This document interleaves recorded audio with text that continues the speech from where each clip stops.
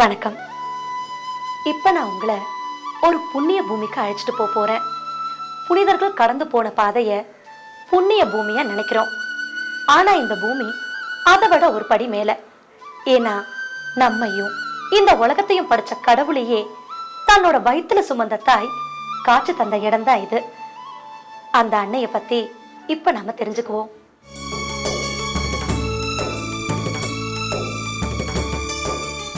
நமது இந்திய திருநாட்டின் தென்பகுதியில் அமைந்துள்ள தமிழகத்தில் சென்னையிலிருந்து சுமார் 373 கிலோமீட்டர் தொலைவில் நாகப்பட்டினம் அருகே அமைந்துள்ள சிற்றூர் தான் வேளாங்கண்ணி. கீழே நாடுகளின் லூர்து நகர் என்று அழைக்கப்படுகின்ற வேளாங்கண்ணி வரலாற்று சிறப்பு வாய்ந்த ஒரு அழகான சிற்றூர்.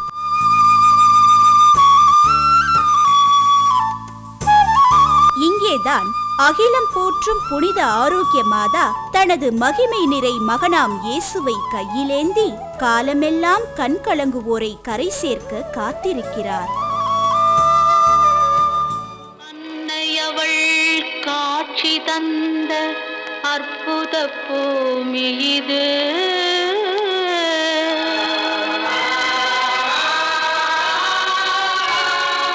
அவள் அரசாட்சி செய்து வரும் அழகு வேளாங்கண்ணி இது.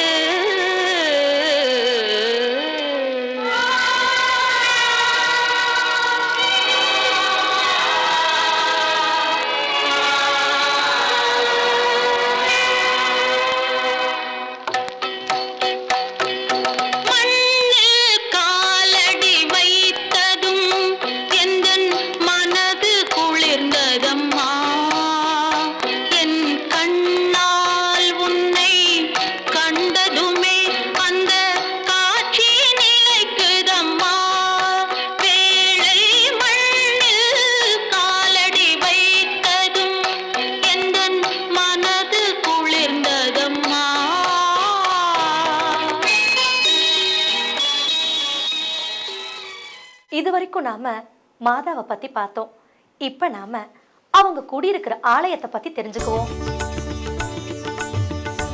இப்போது நாம் காண்பது ஆரோக்கிய மாதாவின் பேராலயம் வேளாங்கண்ணி. உலகத்தின் பல பகுதிகளில் இருந்து வரும் பக்தர்களின் கவலைகளை, பிரச்சனைகளை தீர்த்து வைக்கும் இறைவனின் தாய்க்கான ஒரு பெரிய ஆலயத்தை கொண்ட முக்கிய ஊராகவும் இருக்கிறது. இப்பொழுது இருக்கும் கோவில் கட்டப்பட்ட அமைப்பில் பண்டைய கிரேக்க ரோமானிய கலை பண்பில் இருக்கிறது. 93 அடி கவிகை மாடத்துடன் வங்க கடலை பார்த்து எழுந்து நிற்கும் கோத்தி கலையிலான 82 அடி உயர கோபுரங்களும் சேர்ந்து இந்த வேளாங்கண்ணி கோவில் மேல்நாட்டு திருத்தலங்களைப் போல அழகாக காட்சி தருகிறது என்று 1920களிலேயே செயலாற்றல் மிக்க அருட்திரு செபஸ்டினோ சாவியர் டி நொரோனா சொல்லியிருக்கிறார். பல்வேறு ஆவணங்களில் இந்த கோயில் ஒரு திரு யாத்திரை தலம் என்று குறிப்பிடப்பட்டிருக்கிறது. 1771ஆம் ஆண்டில் வேளாங்கண்ணி கோவில் ஒரு பங்கு என்ற அந்தஸ்தை பெறுகிறது. அருட்திரு ஆண்டனி டி ரொசாரியோ என்பவர் வேளாங்கண்ணியில் முதல் பங்கு குருவாகிறார். 1952 வரை இப்பகுதி மயிலாப்பூர் மறை மாவட்டத்தின் பொறுப்பில் இருந்தது. 1952இல் காவிரி டெல்டா பகுதியான தஞ்சாவூர் தனி மறை மாவட்டமானது. அதன் பிறகு வேளாங்கண்ணி தஞ்சை ஆயரின் ஆளுகைக்குள் வந்தது. அருட்திரு ராஜரத்னம் ஆரோக்கிய சாமி சுந்தரம் அவர்கள் தஞ்சையின் முதல் ஆயராக நியமனம் பெற்றார். அதன் பின் ஆயர் சுந்தரம் அவர்கள் பேராலயத்தின் பின்பகுதியில் அமைந்துள்ள விரிவாக்கப்பட்ட ஆலயத்தை அதன் மேல் தளத்துடன் கட்டி முடித்தார். அவர் இந்த திருத்தலத்தின் வளர்ச்சியில் அதிக ஆர்வம் காட்டி தனிப்பட்ட ஆன்மீக உரிமைகள் வழங்கினார். இந்த திருத்தலத்தை பற்றி பாப்பரசர் 23ஆம் அருளப்பருக்கு எழுதி இந்த திருத்தலத்திற்கு சிறு பெசலிகா என்கிற அந்தஸ்து கிடைக்க அவர்தான் ஏற்பாடு செய்தார்.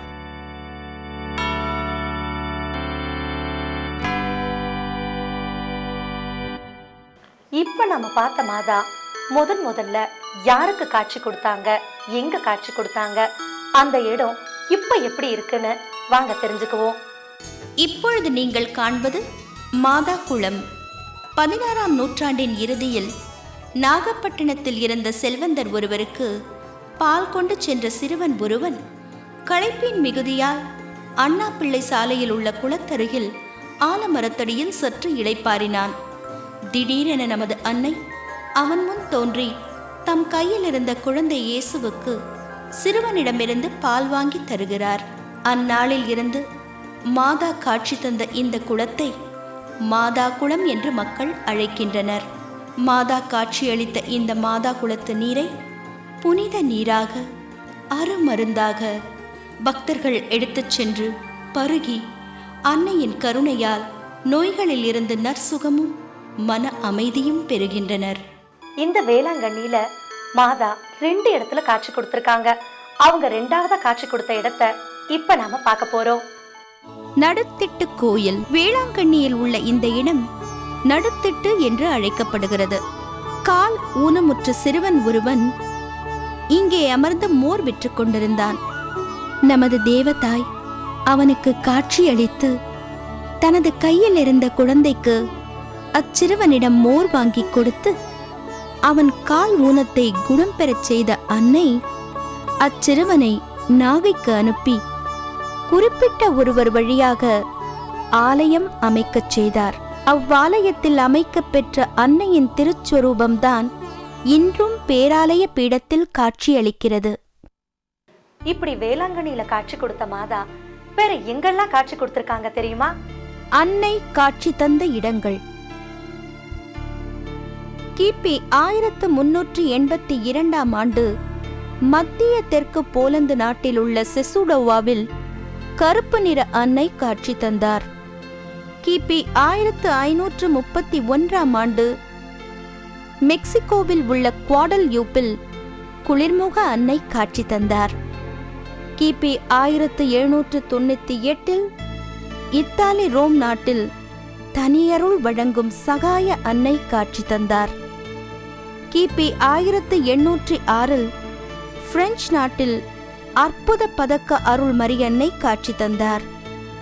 கிபி 1858ஆம் ஆண்டு பிரெஞ்சு நாட்டில் லூர்து அன்னை காட்சி தந்தார். கிபி 1917ஆம் ஆண்டு போர்ச்சுகல் நாட்டில் ஃபாத்திமா அன்னை காட்சி தந்தார். கிபி 1550ஆம் ஆண்டு இந்திய மண்ணில் இந்த புண்ணிய பூமியாம் வேளாங்கண்ணியில் புனித ஆரோக்கிய அன்னை நாகைக்கு பால் கொண்டு சென்ற சிறுவனுக்கும் கால் ஊனமுற்ற மோர்க்கார சிறுவனுக்கும் காட்சி தந்தார். இந்த வேளாங்கண்ணியில காட்சி தந்த மாதா வங்கக்கடல்ல பயணம் செஞ்ச போர்ச்சுகீசிய மாலுமிகளை புயல்ல இருந்து காப்பாற்றி பாதுகாப்பா வேளாங்கண்ணியில கரை சேர்த்தாங்க. அதுக்கு நன்றி கடனா போர்ச்சுகீசிய மாலுமிகள் மாதாவுக்கு என்ன செஞ்சாங்கன்னு பார்க்கலாமா? மக்கோவாவில் இருந்து போர்ச்சுகலுக்கு பயணமான வியாபார கப்பல் ஒன்று பயங்கர புயலில் சிக்கியது. கப்பலில் பயணம் செய்தவர்கள் மரியன்னையின் திருஸ்வரூபத்தின் முன்னால் மண்டியிட்டு தங்களை காப்பாற்றும்படி உருக்கமுடன் ஜெபித்தார்கள். அன்னை அவர்களை பாதுகாப்பாக வேளாங்கண்ணியில் கரை சேர்த்தார்கள். கரை சேர்ந்த அவர்கள் அன்னைக்கு நன்றியாக ஆலயத்தை அமைத்தார்கள். பீடத்தை சுற்றி அமைக்கப்பட்டுள்ள விவிலிய காட்சிகளை சித்தரிக்கும் பீங்கான் தகடுகள் போர்ச்சுகீசிய மாலுமிகளால் அமைக்கப்பட்டவை. இன்றும் அவை பீடத்தை சுற்றி எழிலுடன் காட்சி தருகிறது.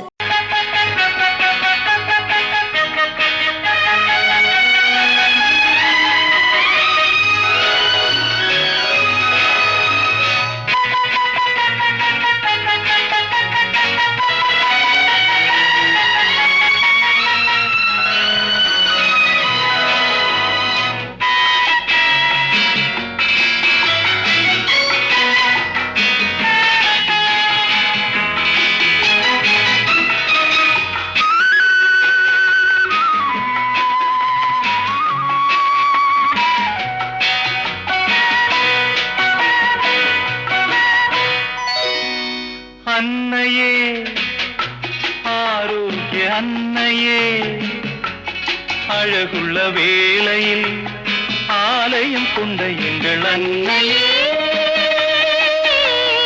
அன்னையே ஆரோக்கிய அன்னையே, அழகுள்ள வேளையில் ஆலயம் கொண்ட எங்கள் அன்னையே.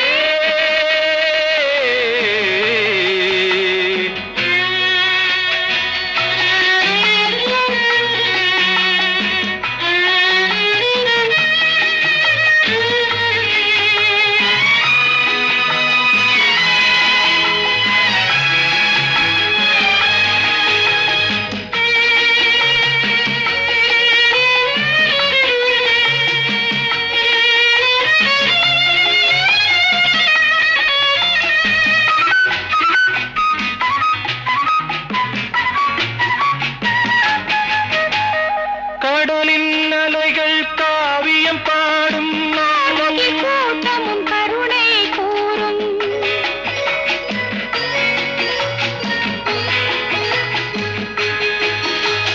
கடலின் அலைகள் காவியம் பாடும் கார்முகில் கூட்டமும் கருணையை கூறும் மடல் விரி தாழையும் மணமது வீசும்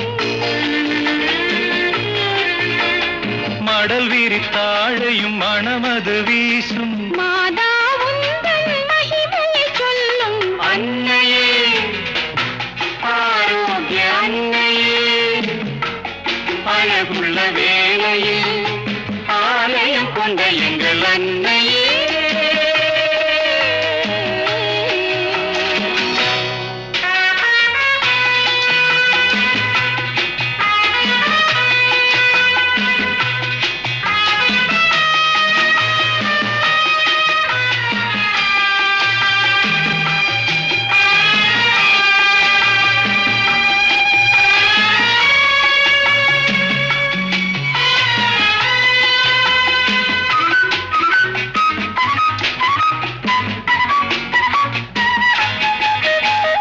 பன்னிரு விண்மீன் முடியிலே கொண்டாய் பாரத்த கனியாய் நிலவினை பதித்தாய்,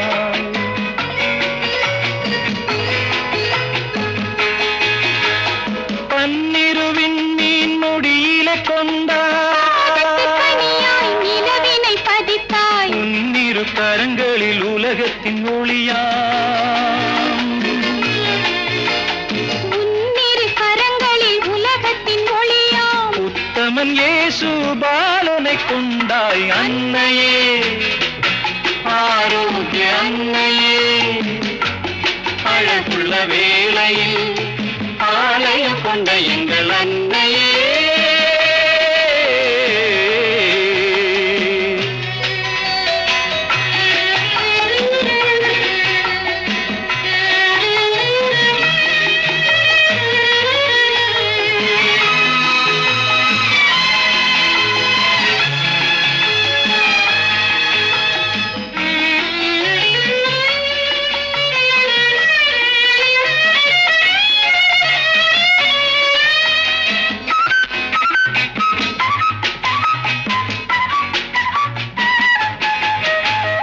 உன் திருப்பாதம் தேடிய வந்தோ,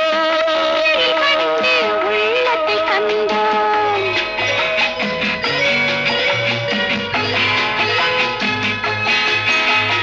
உன் திருப்பாதம் தேடியே வந்தோம் உன் எழில் கண்டு உள்ளத்தை தந்தோம், கண் எனது எம்மை காத்தருள்வாயே